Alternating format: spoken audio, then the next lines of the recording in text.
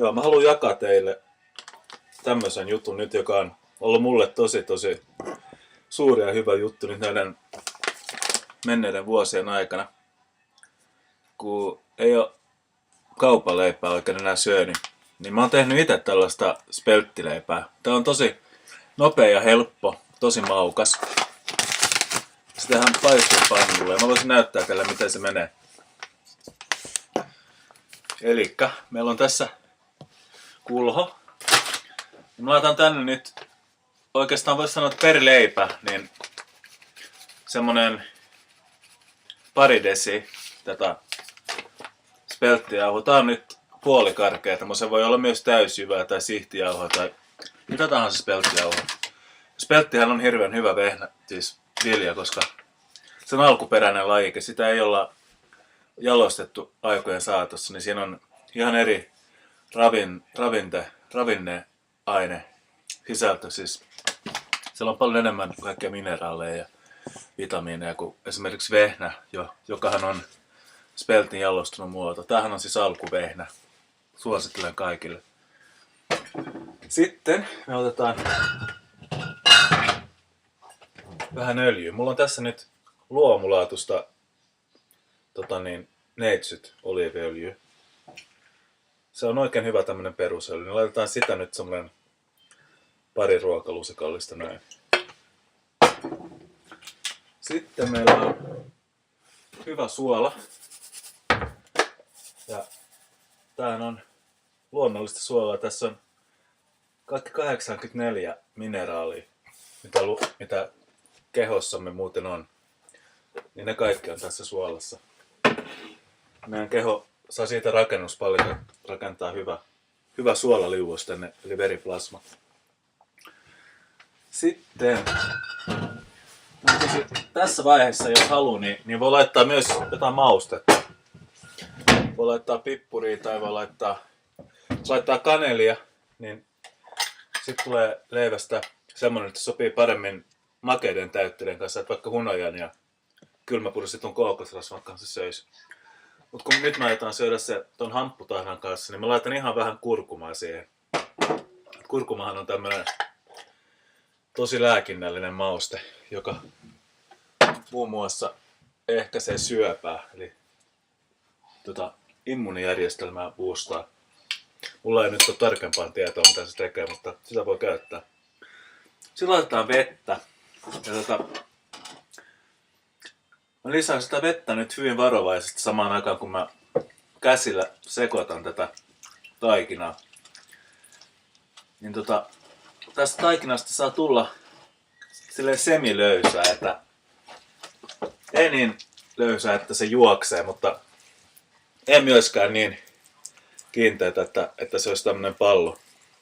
Et se on ihan hyvä vaan, jos se on vähän löysempää. Näkyykö tässä nyt mitenkään? Tämmöstä. Meillä on tässä paistinpannu. Mulla on nyt tää Fiskarsin Hackmanin Kovanaama ja teflonpäällysteinen paistinpannu. Ja mä oon hoksannut sen, että teflonpäällysteinen pitää pannun alla, että tää toimii. Ja se saa mielellään olla aika kuuma. Niin laitan pannu nyt kuumenemaan, niin jatketaan hetken päästä. Joo, nyt meillä on pannu kuumana tässä. Niin ruvetaan paistamaan leipää. Niin mä otan tän taikinan nyt ihan tän kädellä näin. Otan sen pannuun. Ja sit mä kostutan nyt tässä. Mulla on vesikuppi. Niin kostutan sormia tässä. Ja sit mä kostella sormilla mä muotoilen tän taikinan tämmöiseksi littanaksi leiväksi tässä pannussa. Ja aina kun mä teen tän, niin porukka aina kyselee multa, että voiko sen kaulia kaulimella. Ja sanon, että varmasti voi, mutta mä en ikinä tee sitä, koska tää on yksinkertaisempaa. Että jos sen laittaa ensin johonkin pöydälle ja rupeaa kaulimaan, niin sit se pöytä pitää putsata ja sit se juttuu kiinni siihen pöytään. Sitten pitää laittaa siihen jauhoa ja mitä ikinä, niin se on sillä tavalla yksinkertaisempi. Ja sit se, että nyt kun me käytetään tätä vettä aika runsaastikin, kun me muotoillaan tätä leipää tähän, niin sillä on myös se vaikutus, että että se taikina saa vielä vähän enemmän vettä sisäänsä, jolloin meidän leivästä tulee mehevämpi. Että se on hyväksi todettu tapa tämä. No niin, leipä saa nyt paistua. Siinä menee muutama minuutti, ehkä jopa 5 minuuttia siinä kun se paistuu. Niin et toisesta puolesta tulee tommonen kullanruskea ja yläpuolesta oikeastaan kuiva. Et sen oppii sit niinku tuntemaan kun tekee ja on läsnä tässä prosessissa, niin ei tarvitse miettiä niitä kellonaikaa eikä muuta, vaan kun tehdään leipää, niin leipää tehdään ja ollaan mukana sen koko ajan. Se saa paistua siinä. No niin, niin nyt tää leipä on paistunut sillä tavalla, että me voidaan kääntää se näin. Ja tässä vaiheessa mä nyt vähennän lämpöä nyt 5. Et sen pannun pitää oikeasti olla aika kuuma, että tästä leivästä tulee hyvä. Koska siitä pitää tulla tämmönen vähän rapea. Ja sen takia mä suosittelen, että on laadukas paistinpannu. Et jos on jotain halpaa tuollaista teflonpannun, niin nehän menee ihan kiemuralle, jos pitää liian kuumana. Mutta tää on nyt ollut mulla käytössä 2-3 vuotta ja edelleen toimii tosi hyvin. Et kannattaa panostaa laatuun ennen kaikkea ruuassa, aineksissa ja kaikessa mitä tekee. Se on hyvin olennaista.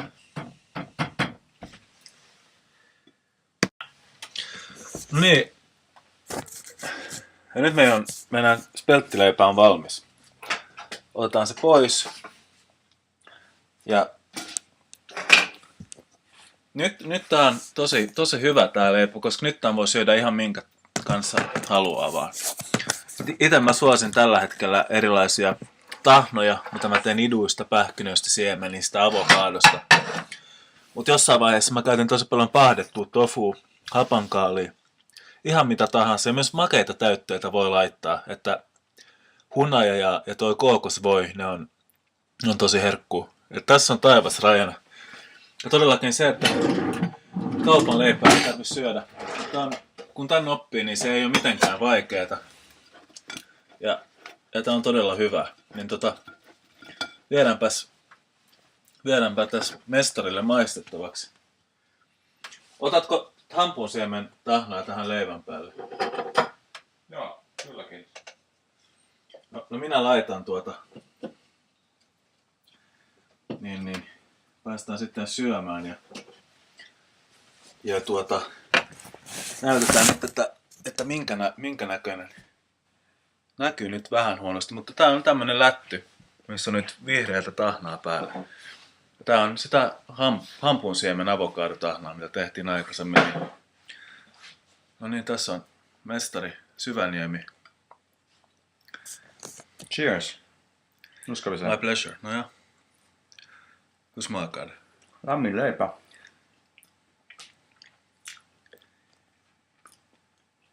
Joo. Tää on nyt sama tahnaa kuin se edellinen. Se on sama tahnaa kuin se edellinen, joo. Mitäs tuon leivän kurkumapitoisuus, niin onko se sopiva?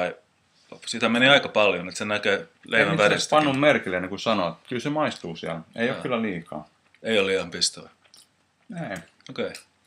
No, se on hyvä, että toimii. Mä